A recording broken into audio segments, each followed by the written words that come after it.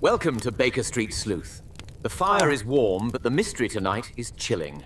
Tell me, where in the world are you tuning in from? Do like and subscribe for more tales from the archives. And please, leave your story suggestions in the comments. It was a freezing October night in London. The fog so thick the gas lamps barely glowed through it. At 221B Baker Street, Holmes paced restlessly, violin in hand, fingers drumming the strings like he could sense trouble coming. Then the door opened. A tall man stepped in, face ashen, coat dripping river mist, boots smeared with strange red clay and coal dust. "Mr. Holmes," he whispered, voice shaking, "a sealed letter has vanished from the French embassy. Its courier was pulled dead from the Thames tonight. Scotland Yard calls it an accident. I say it's murder." The letter carried a secret photographic formula that could change espionage forever. One wrong hand, and two nations could be at war. Chapter 1. A case presents itself. It was a raw October evening in London, the year 1889, and the fog pressed thick against the windows of 221B Baker Street, like damp flannel soaked in the Thames's brackish breath. Coal smoke curled from neighbouring chimneys. Blending with the sharp, wet scent of horse harnesses and the lingering sourness of street-sold oysters carried on the wind. Inside, the sitting room held its usual comforting warmth, polished walnut furniture, the faint sweetness of old tobacco lingering in the curtains, and the steady tick of the brass clock on the mantel, its face cool beneath my fingertips as I adjusted it. I had not seen Holmes so restless in weeks. He paced the carpet with long, impatient strides, his violin tucked under one arm, fingers tapping an erratic rhythm on the strings. The Persian slipper on the mantel exhaled the heavy, sweet odour of his shag tobacco whenever he paused to relight his pipe. The floorboards creaked softly under his lean frame. "Nothing, Watson," he said at last, voice low with frustration. "The criminals of London appear to have taken a holiday, and I with them." Then came the sharp rap at the door. Mrs. Hudson showed in our visitor before I could rise fully from my chair. He was a tall man of about 40, his charcoal greatcoat still glistening with river mist, the heavy wool rough and cold to the eye. His face carried the pallor of sleeplessness, and his boots left faint smears of reddish clay on the edge of our rug, clay flecked with gritty black coal dust. "Mr. Holmes," he began, voice urgent yet controlled. "My name is Charles Langley. I am with the Foreign Office. A sealed letter in our care has disappeared. Oh, and with it, the life of the man entrusted to carry it." He accepted the chair Holmes indicated. The leather upholstery sighed beneath his weight, cool and faintly creaking. Langley spoke quickly. The courier, Edmund Hale, a steady, unremarkable clerk, had been conveying a sealed dispatch from the French embassy in Belgravia to an attaché waiting at the Wapping docks. The letter bore the embassy's red wax seal and contained, Langley confided, details of a new photographic emulsion process, a silver-based formula capable of rendering hidden messages visible only under certain light. Such a discovery would be priceless to any rival power. Hale had departed the embassy at dusk in a closed carriage. 2 hours later, his body was dragged from the Thames near the warehouses, the carriage found overturned on the muddy bank. A Scotland Yard dismissed it as a tragic accident caused by the slick roads. Langley believed otherwise. Holmes listened in silence, seated now with fingers steepled, eyes gleaming in the firelight. I confess I noticed nothing particularly unusual in the account at first, though perhaps you, dear reader, were more observant than I. The significance of those reddish clay smears on the rug and boots escaped me entirely. I wonder if it escaped you as well." Within the hour we were rattling through the fog-bound streets in a hansom. The cab wheels splashed through puddles that carried the rank smell of horse dung and decaying leaves. The night air bit cold against my face, while the leather seats inside retained a pocket of the day's warmth. At the docks the scene was one of controlled pandemonium. Swinging lanterns cast long shadows, and men shouted over the rhythmic slap of river water against wooden pilings, and distant ships' bells clanged through the mist. The overturned carriage lay on its side, wood splintered and jagged, one wheel turning lazily in the wind. Hale's body had been taken away, but the surrounding mud remained churned and glistening under the lantern glow. Holmes dropped to one knee at once, lens in hand. The glass caught the yellow light, cold and bright. "Observe the axle, Watson," he said quietly, without looking up. "The fracture is clean, sawn partway through with a fine blade, then broken by applied weight. Not the result of mere impact on wet cobbles. And here," he scraped a small quantity of mud from the carriage step with his penknife, reddish clay intermixed with coal dust, a signature found almost exclusively near the Whitechapel foundries, and not the ordinary Black Thames silt. I leaned closer.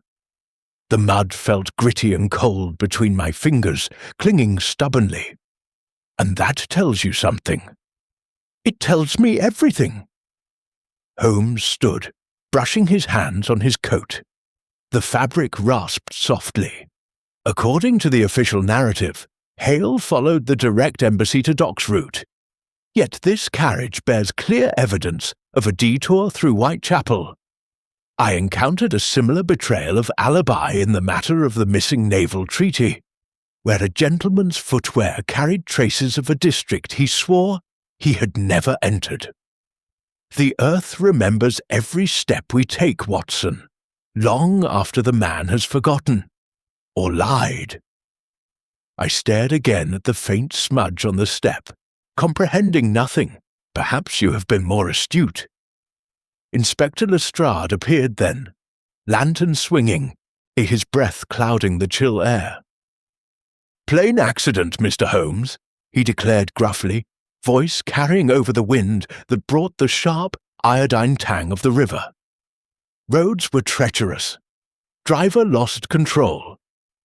Holmes offered only that thin, knowing smile, and said no more. We returned to Baker Street well past midnight. The fire had dwindled to embers, leaving the room cooler, scented now with ash and the faint, lingering sweetness of pipe tobacco. Holmes settled into his armchair, violin resting across his knees, eyes half closed in thought. "The game is afoot, Watson," he murmured at length. "A sealed letter vanishes, a man perishes in what the world calls mischance, and somewhere in this city a foreign interest closes its fingers around a dangerous secret. Tomorrow we begin in earnest." The mystery drew us forward like the relentless pull of the tide. I could not yet guess how deep and dark those waters would prove to be. Chapter 2. Into London's Streets. Dawn arrived grey and sodden, the fog thinning just enough to let the spires of London emerge like ghosts wrapped in coal smoke. The breakfast table at 221B carried the comforting warmth of fresh toast, butter melting into soft yellow pools that tasted faintly of distant pasture, while the air held the sharp morning chill that seeped past the window frames. Holmes was already dressed and alert, coat buttoned, eyes bright with purpose. Our first destination was the French Embassy in Belgravia. The building exhaled beeswax polish from dark oak panelling and a trace of floral perfume that clung to the corridors, as we were conducted to a small anteroom where Monsieur Duval, the attaché, waited. His hands shook slightly as he poured coffee from a silver pot. The liquid arrived hot and bitter, leaving a metallic tang on the tongue from the cheap tin-lined cups. The letter was more than diplomatic correspondence, Duval said in a low voice. It held the formula for our new dry plate emulsion, a process that renders invisible messages visible only under ultraviolet light. Any foreign service would kill to possess it. Holmes inquired about Hale's exact movements the previous afternoon.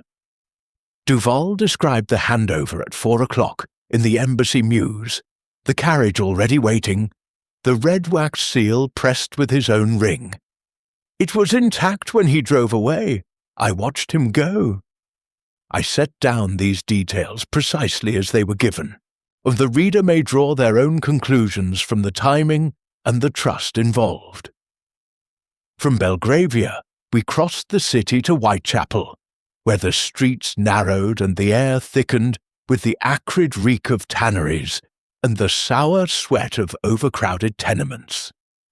The foundry yard roared with life, hammers rang on iron, furnaces threw out waves of heat that made the skin prickle despite the damp cold outside.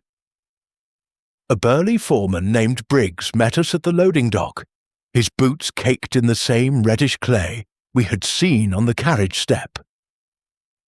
"We had carts in yesterday evening," he growled over the clangor, wiping sweat from his brow with a blackened sleeve.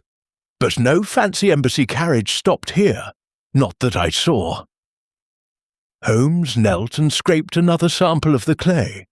It felt cool and gritty in his palm.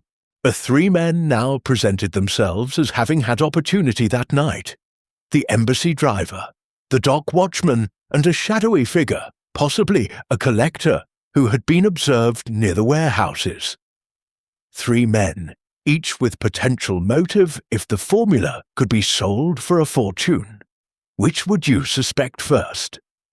Our next call was the photography studio of Mr. Arthur Voss, tucked in a quiet lane off the commercial road.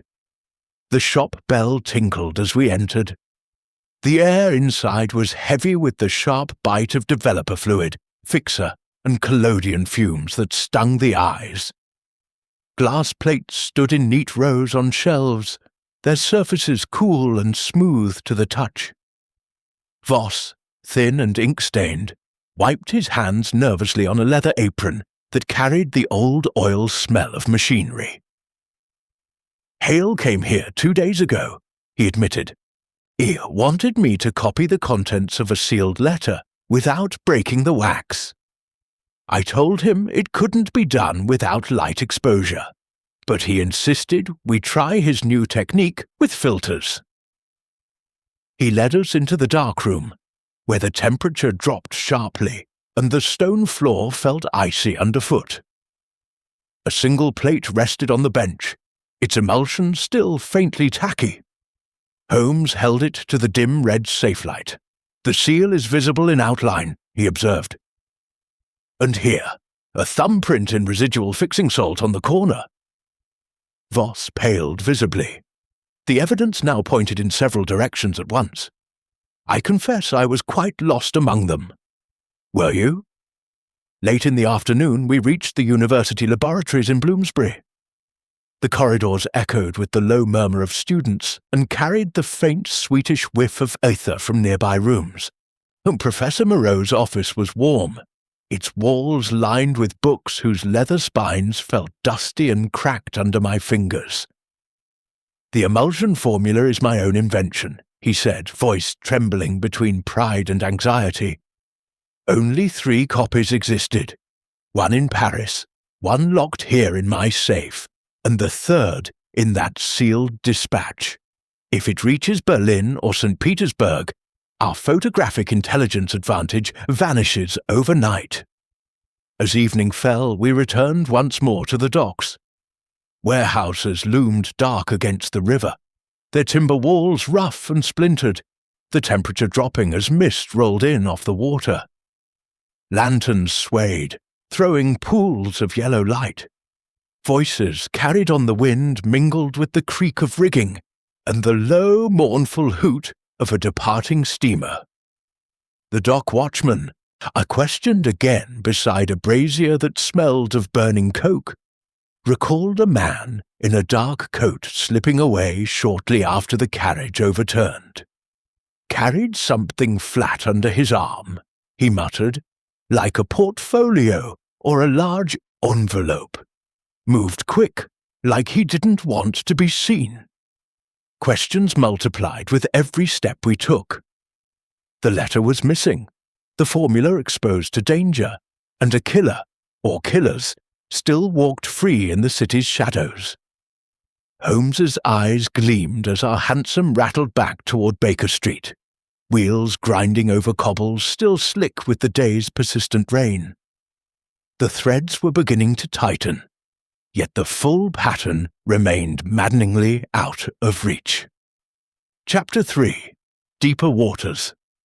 We returned to the Wapping warehouse the following morning, under a sky the colour of old pewter, and the Thames exhaling its familiar mixture of salt, sewage and tar that clung to the back of the throat. Inside the cavernous space, the air felt cooler than the misty outdoors, heavy with the damp rot of timber and the oily smell of coiled ropes stacked against the walls. Lanterns still burned from the night watch, their flames flickering over splintered crates, whose rough wood caught at the sleeves as we passed. Holmes moved directly to the overturned carriage wreckage, which had been left untouched since our last visit. He lifted a broken plank from the undercarriage and held it to the light. "Observe the fracture line, Watson," he said, tracing the edge with a gloved finger. "The wood has been sawn through for nearly 3/4 of its thickness, with a fine-toothed blade. Then the remaining sliver snapped by sudden weight. The cut is fresh. See how the sawdust still clings pale against the darker grain." The particles were fine and dry, catching in the creases of his glove. I bent closer, the plank's surface splintery and cold under my palm. Not the result of an ordinary accident, then? Precisely. Holmes set the wood down with care. The carriage was sabotaged in advance. Someone knew Hale's route, knew the value of his cargo, and arranged for the axle to give way at the precise moment it reached this stretch of muddy bank.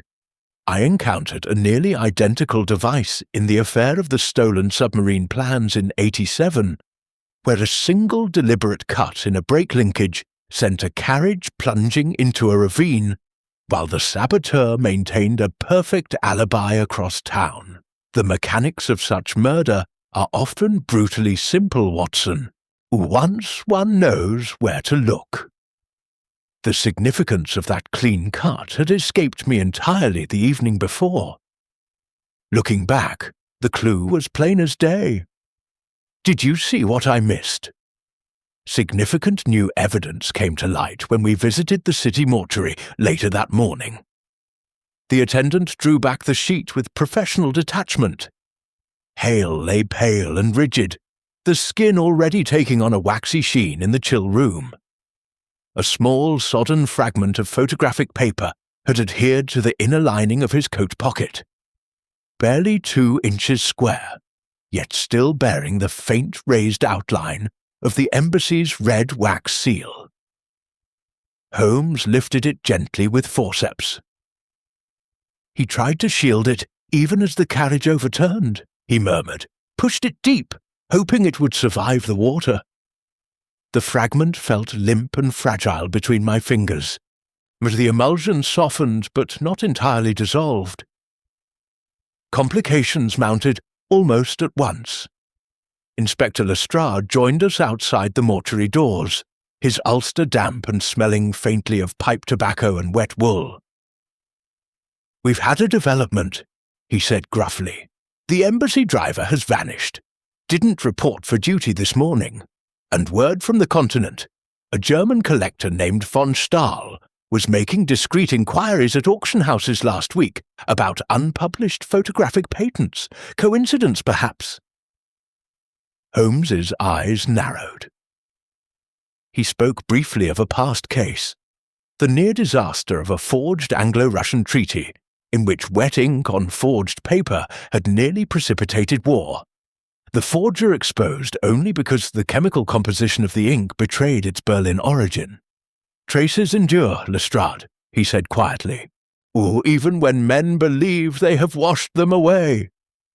The truth lay before us, hidden in plain sight. I did not understand then, though I fancy some readers have already guessed. Holmes saw the truth immediately. I wonder how many of you saw it too. That afternoon we pressed on to the small cemetery on the Isle of Dogs where Hale was to be interred the following day. The graves stood in orderly rows across damp grass that squelched underfoot. The wind carried the distant clang of railway engines from the nearby goods yard, and the low, mournful toll of a buoy in the river. A solitary woman in heavy black veils stood beside the new plot, her gloved hands clenched at her sides. She was Hale's elder sister, Miss Eleanor Hale. When we approached, she lifted her veil just enough to speak, her voice thin against the rustle of bare branches overhead. "Oh, my brother was uneasy for weeks," she said. "He spoke of someone at the embassy he did not trust, someone who asked too many questions about the contents of his dispatches. He mentioned a photograph once, said it was more dangerous than any letter. I begged him to refuse the assignment, but he said duty left him no choice." Her words hung in the cold air. Holmes thanked her gently, and we left her there beside the open grave, the mist beginning to curl around the headstones like smoke. New understanding dawned as we walked back along the gravel path, stones crunching sharply beneath our boots. The sealed letter had not merely been stolen in a moment of opportunism, it had been targeted, copied under controlled conditions, and the copy now threatened to shift the delicate balance of European intelligence. The sabotage, the thumbprint, the vanished driver, the German inquiries, all pointed toward a deliberate, coordinated effort. Holmes lengthened his stride, coat flapping in the wind. "We are no longer investigating an accident, Watson," he said. "We are pursuing a conspiracy that has already claimed 2 lives and may claim more before it is done." The deeper waters of the case had closed over us. The tide was running strongly now, and I felt the pull of it in every chilled breath I drew. Chapter 4. Shadows and Suspicions. The day unfolded in a series of swift, tightly focused encounters, each one tightening the circle of suspicion a fraction more. First we returned to the French embassy, where the secretary, Monsieur Laurent, received us in a small office off the main corridor. The room smelled of fresh ink and warm mahogany furniture polished that morning, and the air felt close despite the tall windows. Laurent sat behind a broad desk, his cuffs immaculate white linen. Yet, when he reached to adjust a paperweight, I caught the faintest smear of fixing salt along the edge, the same chemical residue we had noted on the recovered photographic fragment. His voice remained smooth as he denied any acquaintance with von Stahl. "I deal only with official channels, gentlemen. Personal collectors are outside my purview." His fingers, however, betrayed him, twisting a silver pen until the metal grew noticeably warm in his grip. Our second call took us to a low-ceiling tavern near the Shadwell Basin, its interior thick with pipe smoke and the flat, yeasty taste of ale, drawn from wooden barrels. The dock watchman sat hunched at a corner table, nursing a pint whose foam had long since subsided. His boots, propped on the rung of his stool, still carried the telltale reddish clay from the foundry district. When Holmes mentioned the German accent he had overheard near the warehouses, the man's hand tightened on the glass. "I saw nothing unusual," he insisted, voice roughened by tobacco and nerves. Yet when he reached into his coat pocket for a handkerchief, a small brass button tumbled out, plain military style, unmistakably German. He claimed it had caught on his sleeve during a scuffle with a drunkard the night before. The coincidence felt thin even to me. Third, we found Professor Moreau in his Bloomsbury laboratory, where the air stung with heated copper and the sharp bite of nitric acid. Gas burners hissed softly. The temperature inside was several degrees warmer than the corridor, making my coat feel heavy. Moreau grew visibly agitated when shown the small photographic fragment from Hale's coat. "That emulsion is my life's work," he said, voice rising. "If it has been compromised, England loses an edge we can ill afford." His motive was plain. Professional pride mingled with national loyalty. Yet his alibi appeared ironclad. He had delivered a public lecture to over 200 students and faculty at the very hour the carriage overturned. Witnesses had signed the attendance sheet. Their signatures filled 3 foolscap pages. Fourth stop was the Mayfair Hotel, where von Stahl kept rooms. The lobby carpet was thick and muffling underfoot, the air scented with the expensive smoke of Cuban cigars and the faint lavender of expensive soap from the adjoining washrooms. Von Stahl received us in a private sitting room, his manner cold as the silver tray that held untouched glasses of sherry. "I collect rare prints and apparatuses," he said, eyes never leaving Holmes's face. "Photography is merely one interest among many." A telegram lay half-folded on the side table. I glimpsed the words "the plate" and "docs tonight" before he casually covered it with a leather-bound volume. He made no move to conceal his irritation at our presence, yet offered no violence. Only the quiet assurance of a man accustomed to operating beyond ordinary reach. Our 5th and final visit of the afternoon brought us back to Arthur Voss's studio in the Commercial Road. The darkroom had grown noticeably cooler since the previous day, the chemical reek sharper after a night of poor ventilation. Voss's hands shook as he developed a routine portrait plate, and when Holmes produced the thumb-printed fragment, the photographer blanched. "Hale begged me to attempt the copy," he confessed in a rush. "He suspected someone inside the embassy was watching him. I agreed only to examine the seal under safe light. Nothing more. I swear I never broke it." His fingers, stained dark with silver nitrate, trembled visibly. The fixing salt on Laurent's cuff, the German button in the watchman's pocket, the telegram in von Stahl's room, each piece pointed in a different direction, yet all circled the same prize. False leads surfaced quickly enough to frustrate. The vanished embassy driver reappeared in a Whitechapel gin shop, sodden and voluble, swearing he had spent the fatal evening drinking with friends whose names he could barely recall. His story held when checked. A rival inventor at King's College, long rumoured to covet Moreau's formula, proved to have been lecturing in Paris that week. His name appeared in the French Scientific Gazette.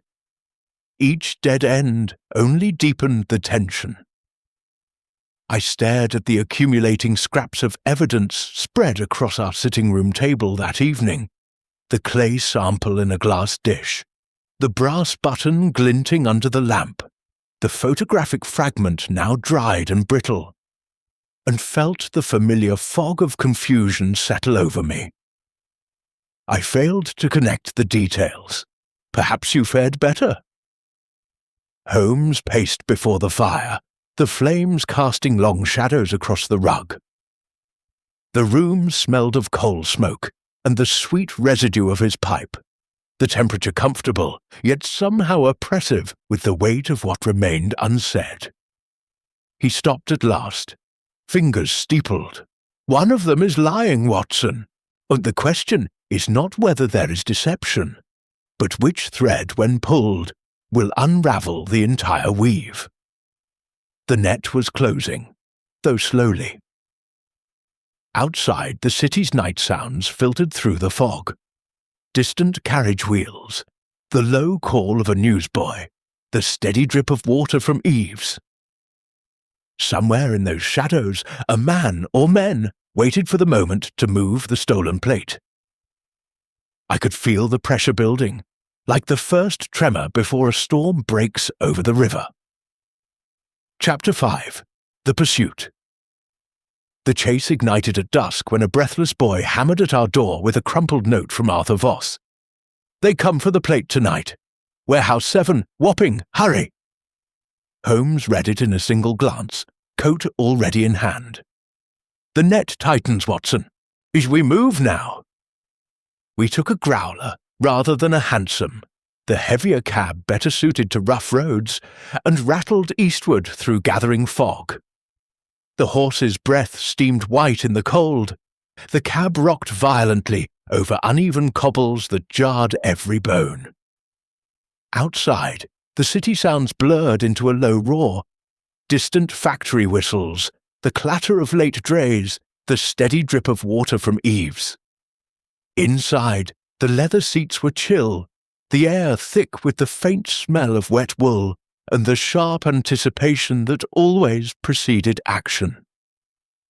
We reached the commercial road as full dark settled. Voss's studio stood shuttered and silent, but a faint glow leaked from the rear darkroom window. Holmes motioned me to the side alley. We slipped along the wall, boots silent on damp flagstones. The chemical reek reached us before we entered.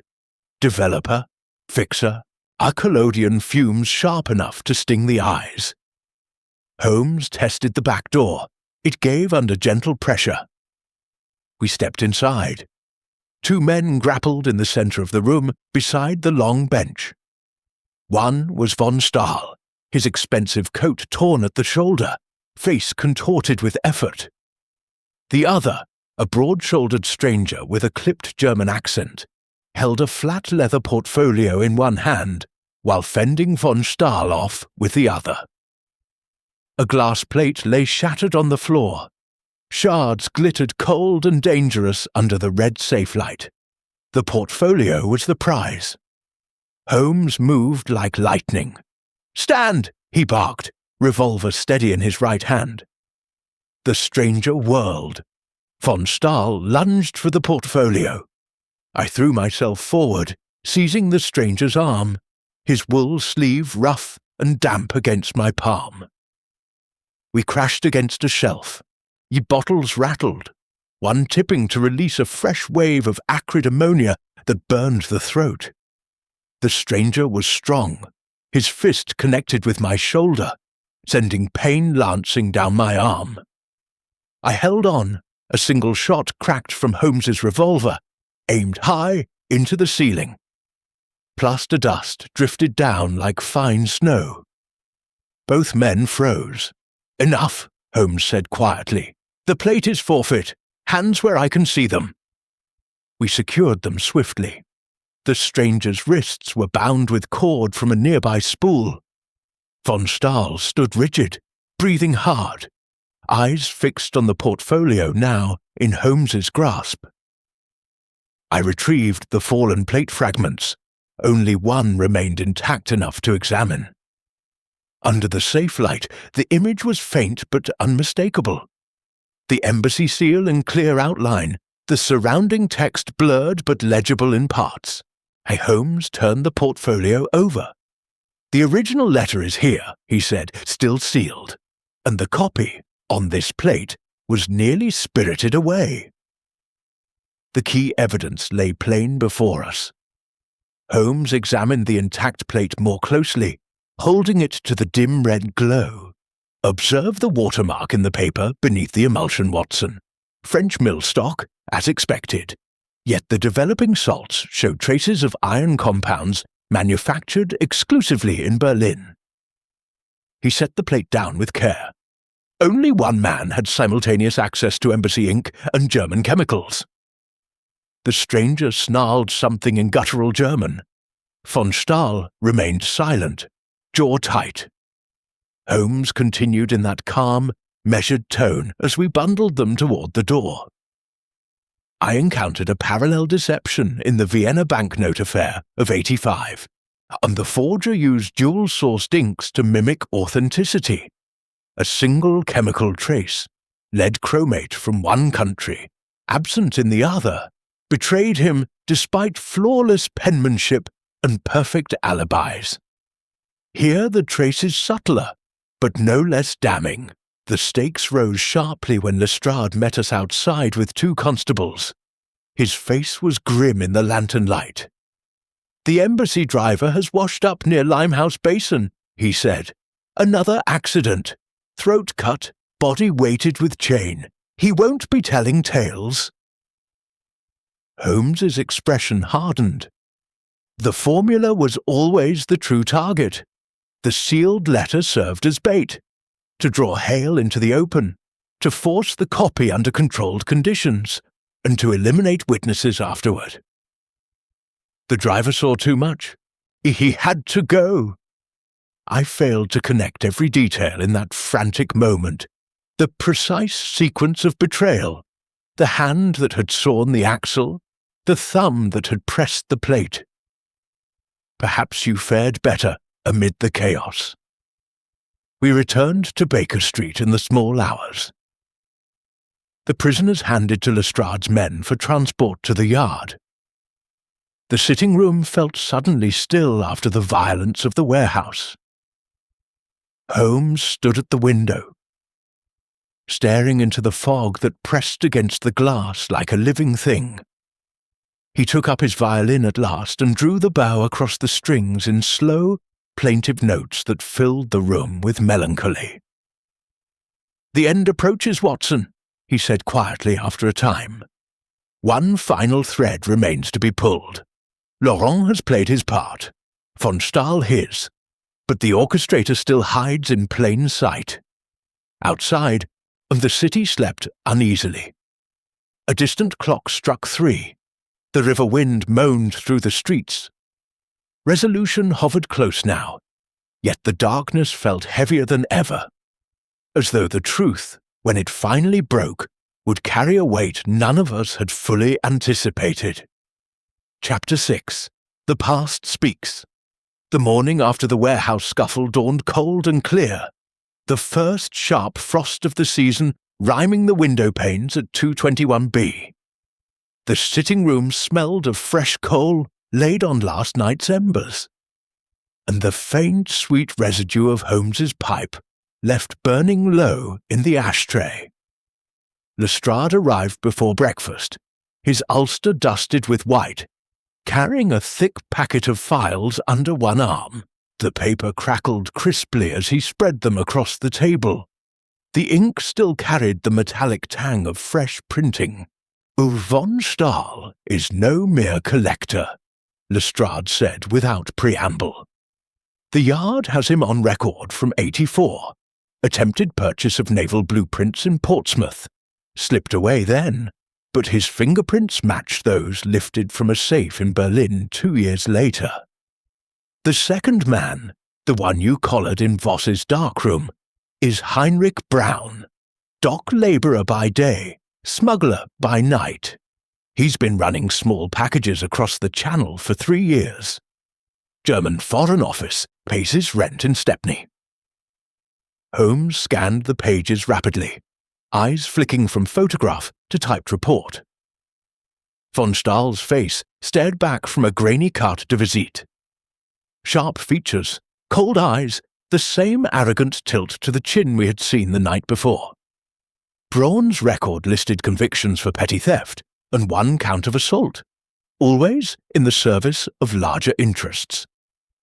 The motive clarified with brutal simplicity. The emulsion formula would allow invisible diplomatic markings to be photographed and developed without detection, giving Berlin an edge in intercepting British and French correspondence. We returned to Voss's studio that afternoon to press the photographer harder. The darkroom felt colder now.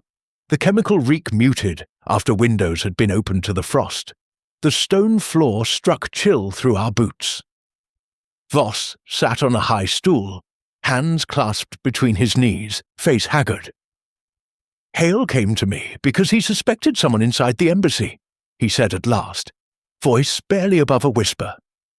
"He mentioned Laurent by name, said the secretary had been asking odd questions about the dispatches, lingering near the Mews when Hale collected them. Hale feared the letter would never reach the docks intact. He wanted a copy made as insurance, something he could hide if the original vanished." Holmes leaned against the bench, arms folded. "And you obliged." "I tried," Voss admitted, "under red safe light, with filters Hale supplied." The seal stayed intact, but the thumbprint, mine, I suppose, was left when I adjusted the plate. I never meant harm. When Laurent appeared later that week, asking if anyone had visited with sensitive material, I panicked and said nothing. The connections formed swiftly now. The reddish clay on the carriage step and Briggs's boots at the foundry tied Braun to the sabotage. He had worked the loading dock there for months. The photographic fragment in Hale's pocket matched the recovered plate in texture and emulsion grain. Laurent's cuff smear of fixing salt placed him at the studio during the attempt. The vanished driver, now pulled from the river with his throat cut, had been the final loose end. Braun's work, no doubt, to silence the one man who had seen Laurent hand the letter to von Stahl in the embassy mews before the carriage ever left. I reflected quietly as we walked back along the commercial road. The signs had been there from the first muddy boot print on our rug, the clean sawn axle, the thumbprint on glass. I had stared at them without comprehension, while Holmes had traced each thread to its source. In hindsight, the pattern was unmistakable, yet at every step I had faltered. The signs were there. Back in Baker Street that evening, Holmes sat before the fire, steepled fingers resting against his lips. The room had warmed again, the coal crackling softly, sending small sparks up the chimney. The tobacco smoke curled in lazy spirals, sweet and heavy. "We have the principles," he said at length. "Laurent for betrayal within the embassy, von Stahl for acquisition, Braun for execution. The formula was the prize, the sealed letter merely the vehicle. Haley's death was incidental until he became a witness. The driver's murder was clean-up. The pieces connected fully now. The original letter remained sealed in von Stahl's portfolio, untouched since the warehouse struggle. Lestrade had it under guard at the yard. The copied plate, though damaged, carried enough of the emulsion details to have been disastrous had it reached Berlin. Professor Moreau would be relieved. The French attaché Duval would breathe easier. Yet one question lingered. Had Laurent acted alone within the embassy, or did others share his treachery? Holmes rose and paced slowly to the window, staring into the frost-rimed street where gas lamps flickered yellow against the dark. "Tomorrow we confront Laurent at the embassy," he said. "He will deny everything, of course, but the evidence is cumulative. Clay, salt, thumbprint, telegram, witness statements. No single thread damns him, yet together they form an unbreakable cord." The setup for resolution was complete. The letter would be restored to its rightful custodians, the formula secured, the conspirators brought to account. Yet I felt a quiet weight settle as the fire burned lower. 2 men had died for a sheet of paper and a chemical formula. The city had nearly lost an intelligence advantage worth more than gold, and the deeper truth of the case lay not in the mechanics of murder, but in the quiet betrayals that made such crimes possible. Outside, a light snow began to fall, soft flakes whispering against the glass. The past had spoken clearly at last. Tomorrow, the present would demand its due. Chapter 7. The Truth Emerges. The following afternoon, we returned to the French embassy in Belgravia, under a sky heavy with unshed snow. The building stood quiet, its tall windows reflecting the pale winter light. Inside, the corridors smelled once more of beeswax polish on dark oak and the faint lingering trace of floral perfume that seemed to follow the ambassador's wife wherever she passed. We were shown directly to the same small anteroom where Duval had first received us. Laurent waited there alone, standing beside the broad mahogany table, as though he had anticipated our arrival. His posture was stiff, the white cuffs of his shirt immaculate, yet I noted again that faint telltale smear of fixing salt along one edge, now barely visible in the daylight. Holmes closed the door behind us with a soft click. The room felt suddenly smaller, the air warmer from the low fire in the grate. He placed the recovered portfolio on the table between them, the original sealed letter still intact beneath its red wax, beside the damaged but legible photographic plate. Laurent's eyes flicked to it once, then away. "You arranged the carriage accident, Laurent," Holmes began quietly. "You paid Braun to saw the axle at the foundry where he worked nights. You watched from the embassy mews as Hale drove away, knowing the break would come on the muddy stretch near Wapping. When the carriage overturned and Hale drowned, you believed the matter finished." Laurent's jaw tightened, but he said nothing. Holmes continued in that same measured tone, each word deliberate against the soft crackle of the fire. The reddish clay on the carriage step matched the foundry exactly. Braun's boots carried the same trace when we spoke to him. You overlooked that detail. Then there is the thumbprint on the plate itself. Yours, left in fixing salt when you visited Voss's studio to oversee the copy. You stood in the darkroom while he worked under red safe light, ensuring the seal remained unbroken but the contents captured. The salt on your cuff confirms it. The same compound clings still. Laurent shifted his weight, the floorboard creaking faintly beneath him. You have no proof," he said at last, voice low. "Circumstantial traces. Any man in the embassy might have handled photographic materials." Holmes inclined his head slightly. "True, until one considers the telegram in von Stahl's Mayfair rooms. The plate, docks, tonight. Sent from this building. The embassy telegraph log shows it dispatched under your cipher. And the embassy driver, found in the river with his throat cut. He saw you hand the letter to von Stahl in the mews, before Hale ever took the reins. He was the only witness who could place you with the German agent that evening. So Braun silenced him, on your orders." Duval, who had entered quietly behind us, drew in a sharp breath. The coffee cup he held trembled. The liquid inside had gone cold, leaving a thin skin on the surface. "Laurent," he whispered, "is this true?" Laurent's composure cracked at last. He lunged for the portfolio, fingers outstretched. Holmes stepped aside smoothly. I caught Laurent's wrist, feeling the sudden heat of his skin against the chill of the room. The attaché wrenched free but made no further move, only stood breathing hard, eyes fixed on the sealed letter as though it mocked him. Holmes spoke again, voice calm. "The formula was your target from the beginning. You had access to Moreau's original copy in the embassy safe.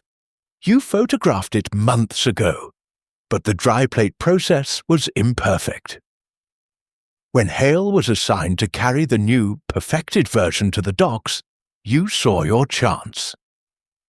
Copy it under controlled conditions, deliver the duplicate to von Stahl, and let the original vanish in an accident. Hale's death was collateral. He suspected you, I confided in his sister, even tried to protect the letter in his final moments. The driver paid for seeing too much. 2 lives for a chemical formula and a sheet of exposed glass. Laurent's shoulders sagged. You cannot prove intent, he said, but the words lacked conviction. I need not prove intent, Holmes replied. The chain of evidence is complete. The sabotage, the copy attempt, the handover, the murders to cover tracks. Clay, salt, thumbprint, telegram, witness statements from Voss and Miss Hale, the driver's body, all converge on you. When you eliminate the impossible, Laurent, what remains, however improbable, is the truth. Lestrade's men entered then, summoned earlier by messenger. The handcuffs clicked shut with a sound sharp and final against the quiet of the room. Laurent offered no resistance. He only bowed his head as they led him out. Duval stood frozen, the coffee cup forgotten in his hand, the porcelain now quite cold. Holmes watched them go, then turned to me. A quiet betrayal, Watson, yet one that might have cost 2 nations dearly. The letter returns to Paris tonight. The plate will be destroyed under supervision. Justice, such as it is, has begun. I marvelled at the precision with which every thread had been tied. The muddy trace on our rug that first evening, the sawn axle, the thumbprint in salt, all leading here. Holmes saw the truth immediately. I wonder how many of you saw it too. The fire popped softly in the grate. Outside, the first flakes of snow began to drift past the windows, silent and steady. Nothing in my experience had prepared me for the calm way in which a single man's ambition could unravel so vast a web, nor for the satisfaction of seeing it restored. Chapter 8. Justice dawn broke pale and brittle over London the next morning, the first real snowfall of the season, dusting rooftops and gas lamps in thin white. The streets lay quiet, muffled by the fresh layer that crunched softly underfoot, as we made our way to the Mayfair Hotel, where von Stahl had been held overnight under guard. The lobby, usually scented with cigar smoke and polished brass, now carried the faint chill of outdoors. Snow melted in small pools on the marble floor, cold against the soles of my boots. Lestrade waited in the private sitting room, 2 constables at the door. Von Stahl sat upright in an armchair, coatless, his shirt cuffs rolled back to reveal pale wrists already marked by yesterday's brief struggle. The portfolio rested on the table between us. The original sealed letter still pristine beneath its red wax, untouched since the warehouse. Beside it lay the damaged photographic plate, wrapped in oilcloth to protect what remained of the emulsion. You are under arrest, Herr von Stahl, Lestrade said formally, producing the warrant. For conspiracy to commit murder, espionage against the Crown, and theft of confidential documents. Von Stahl's response was cold fury, delivered in clipped accented English. This is an outrage. I am a private citizen, a collector of antiquities and apparatuses. You have no jurisdiction over diplomatic matters. His eyes flicked to the letter, and for a moment raw frustration crossed his features before the mask returned. Laurent acted alone. I merely purchased what he offered. If there is guilt, it lies with your own embassy. Holmes, standing near the window where snowflakes drifted past the glass, spoke without turning. You purchased nothing openly. You arranged for Braun to sabotage the carriage, for Laurent to oversee the copy in Voss's studio, and for the driver's silence when he became inconvenient. The telegram from the embassy, your words, your cipher, betrays you, and the plate itself carries Berlin-manufactured salts. Deny it as you will, the evidence speaks louder. Von Stahl's jaw clenched.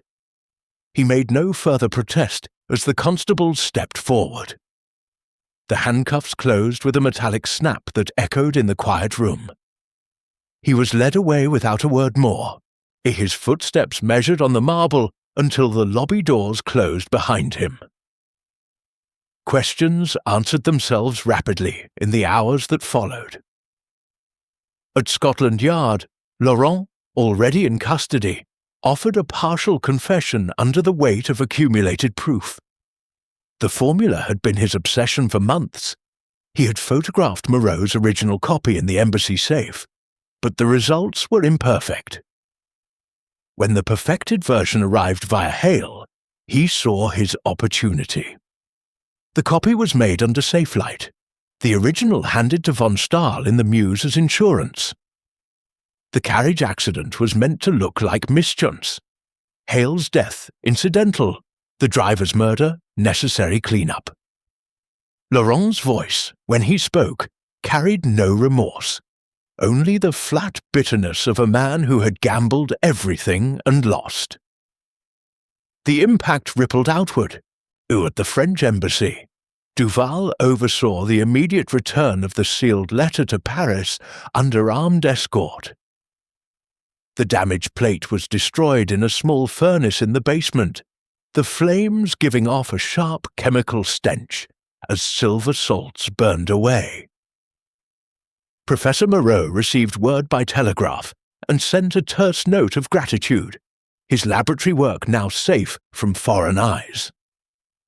Hale's sister Eleanor learned the full truth that afternoon when Lestrade visited her modest house near the Isle of Dogs. She sat in a small parlour smelling of damp wool and coal smoke, the fire low in the grate. When told her brother's suspicions had been vindicated, that Laurent's betrayal had been exposed, she wept quietly, hands clasped in her lap. "He always said duty would cost him," she murmured. "Well, I never thought it would cost his life." The city seemed to breathe easier as the day wore on. Newspapers carried discreet accounts. Diplomatic irregularity resolved, arrests made, no further details released to protect ongoing relations. The river mist lifted by afternoon, revealing the Thames in sharp winter light. Barges moved steadily again, their wakes cutting clean through the water. At Baker Street, the sitting room felt warmer than it had in days, the fire burning bright, the air scented with fresh tobacco, and the faint sweetness of Mrs. Hudson's baking from below. Consequences unfolded in small, quiet ways. The embassy staff who had been questioned were cleared. Whispers of suspicion faded. Von Stahl and Laurent faced separate trials. Espionage for the German, treason for the Frenchman, yet both knew the outcome was certain. Braun and the dock hand turned King's evidence in hope of leniency, detailing every payment and instruction. Justice, though slow and imperfect, had begun to balance the scales. I sat by the window that evening, watching snow settle on the opposite rooftops. Nothing prepared me for this, the way one small red seal could unravel an international web, claim 2 lives, and yet be restored with such quiet finality. Holmes joined me, pipe in hand, the smoke curling upward in lazy spirals. "A satisfactory close, Watson," he said softly. "Not every case ends in dramatic revelation. Sometimes the truth simply asserts itself piece by piece until denial becomes impossible." Outside, the city moved on, carriages rattling, voices calling through the snow, the steady pulse of London unbroken. The sealed letter was safe, the formula guarded once more, yet the cost lingered in the memory of a drowned clerk and a silenced driver. Justice had come, but it carried its own chill, sharper than any winter wind. Chapter 9. Restoration, the legal machinery ground forward with the implacable rhythm of Old Bailey proceedings.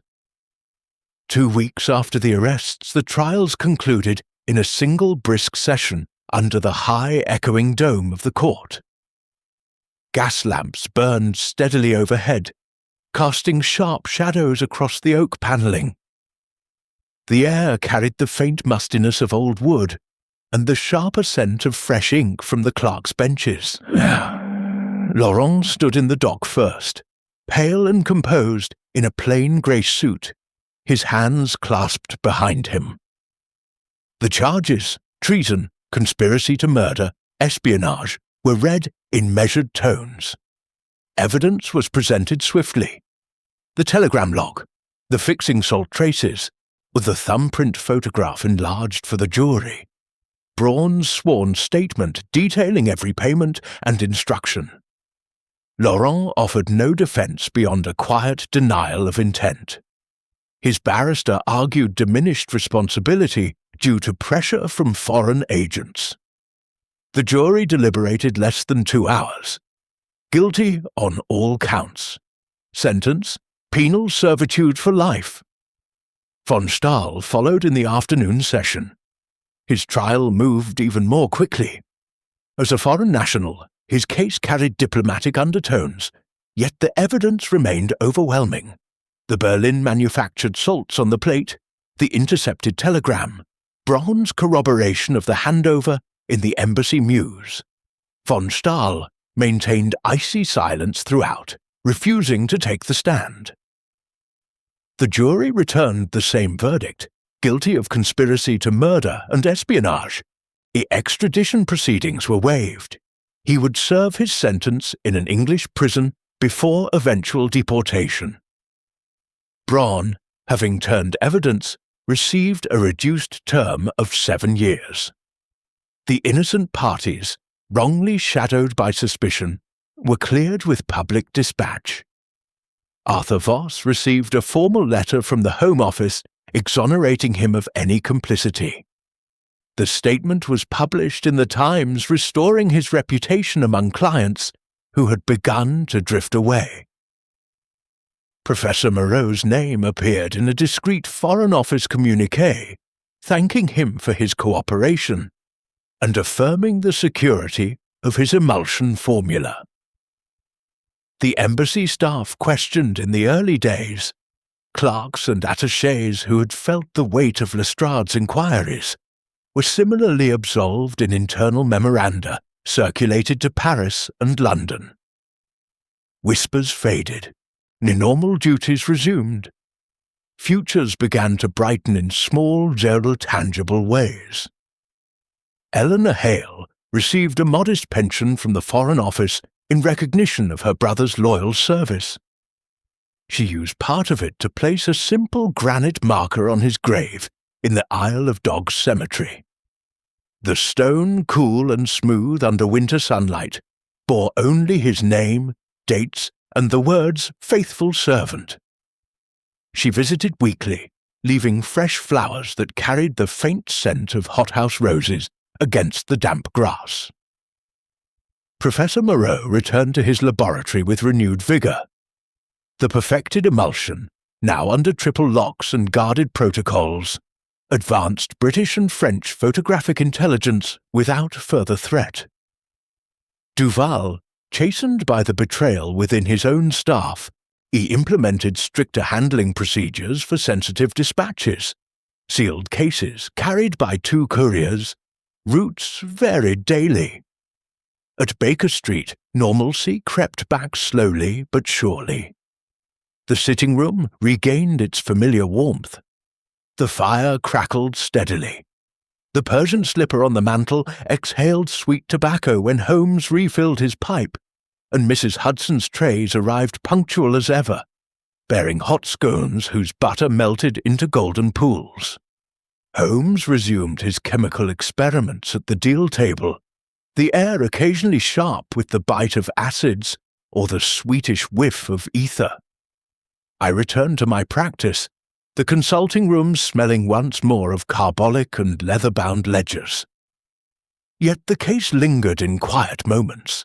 The memory of Hale's sodden coat, the clean sawn axle, the red wax seal that had nearly unravelled so much. I reflected on it one evening as snow fell softly outside the window. flakes catching the gaslight in brief, glittering spirals. The sealed letter had been only the beginning, a small object freighted with enormous consequence. In hindsight, we should have known sooner. The signs were there from the first muddy boot print on our rug, the thumbprint in fixing salt, the inconsistencies in timing and trace. Yet human ambition had woven them into a pattern too subtle for immediate sight. Holmes had seen it. I had followed. The restoration of order felt hard-won, yet complete. The city moved on around us. Barges plied the Thames again without incident. Embassy carriages rolled through Belgravia unmolested. The docks at Wapping bustled with ordinary trade. The formula remained secure, the betrayers confined, the dead honoured. The order had been restored, not perfectly, for no restoration ever is, but sufficiently to allow life to resume its ordinary course. Holmes set aside his violin that night, after playing a slow, contemplative air. "Cases like this remind us, Watson," he said quietly, "that the greatest threats often hide behind the most ordinary facades. A clerk, a secretary, a sealed envelope. Yet vigilance and a little chemistry can turn the tide." I nodded, watching the firelight play across his sharp features. The snow continued to fall outside, blanketing the streets in silence. The adventure of the sealed letter had ended. Its echoes would fade with time, leaving only the quiet satisfaction of justice served and her secrets preserved. Chapter 10. Baker Street Reflections.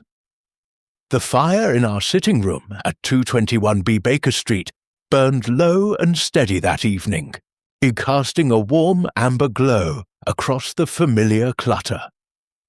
The violin case open on the table, the Persian slipper stuffed with shag tobacco, the chemical-stained deal table still bearing traces of Holmes's latest experiment.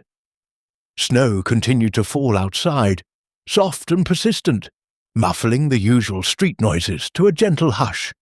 The room smelled of coal smoke, sweet pipe residue, and the faint buttery warmth of the scones Mrs. Hudson had left earlier, now cooling on a plate beside the hearth. The temperature inside was comfortable, a pocket of quiet against the winter chill pressing at the windows. Holmes sat in his usual armchair, legs stretched toward the fire, fingers steepled beneath his chin. His eyes were half closed, yet I knew that look, the deep, satisfied repose that followed the close of a difficult case, and I occupied the opposite chair, a glass of brandy in hand. The spirit carried a clean, oaky warmth that spread pleasantly down my throat. For once, neither of us felt the need to speak immediately. The adventure of the sealed letter had ended. Its echoes lingered only in memory. The morning papers had carried the final notices, brief, discreet paragraphs tucked among the foreign dispatches. Laurent sentenced to life at Portland, von Stahl to 15 years with subsequent deportation. Braun's reduced term confirmed in exchange for full testimony. No mention of the photographic formula, of course. Such matters remained behind closed doors. But the Foreign Office had quietly thanked the Yard, and a small pension for Eleanor Hale had been confirmed. The city had absorbed the news without fanfare, as it always did with scandals that threatened but never quite erupted into public view. Holmes broke the silence at last, voice low and thoughtful. "A satisfactory conclusion, Watson. Not every case ends with a dramatic unmasking in a fog-bound alley or a pistol shot in the dark. Sometimes the truth asserts itself through patient accumulation. A smear of clay, a thumbprint in salt, a sawn axle, a telegram cipher. The sealed letter was merely the catalyst. The real crime lay in the quiet betrayal of trust within the embassy itself." I nodded, swirling the brandy in my glass. Yet 2 men died for it. Hale, loyal to the end, trying to protect that scrap of paper, even as the water closed over him. The driver guilty only of seeing too much. It seems a high price for a chemical formula and a few sheets of exposed glass. Ambition exacts its toll, Holmes replied. Laurent saw a fortune and a position of power within reach. Von Stahl saw an advantage for his country. Neither considered the human cost until it was too late. In the end, the ground remembered, the mud on the carriage, the salts on the plate, the traces that refused to wash away. We spoke then of the threads we had followed. The first visitor's boots leaving reddish clay on our rug. The clean fracture of the axle that had seemed mere accident. The thumbprint Voss had left under safe light, while Laurent watched from the shadows. Holmes recounted how the Berlin-manufactured iron salts had been the final decisive link, subtle enough to escape ordinary notice, yet unmistakable once identified. I admitted, and not for the first time, how the pattern had eluded me until the very end. I stared at the evidence without comprehension, I said. The signs were there from the beginning. Perhaps those who have followed this account saw more clearly than I. Holmes gave a small old rare smile. You underestimate yourself, Watson. Your records preserve the facts precisely as they occurred. It is that fidelity which allows the reader to trace the deduction alongside us. Many will have guessed Laurent's role before the confrontation at the embassy. Yet guessing is not the same as proving. The chain held because every link was tested. Broader reflections settled between us as the fire burned lower. The case had reminded me once again of the fragile line between order and chaos in this great city. Beneath the surface of diplomatic courtesies and routine dispatches lay currents of ambition, espionage, and quiet treachery, capable of shifting the balance of nations.